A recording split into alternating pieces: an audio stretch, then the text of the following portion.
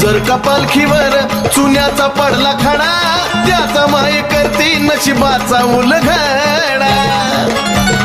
ए माझे माय येडूच नाव घेऊन हाका संसाराचा गाडा त्या भक्ताचा आनंदानं भरून जातो वाडा चंदनाचा कणकण आहो जाऊ द्या कुठं पण येडूचा सुगंध येत राहाय त्याच येडूचा सुगंध येत राहाय कशी लगी लगी बिगी बिगी उगा लग बघीन निघा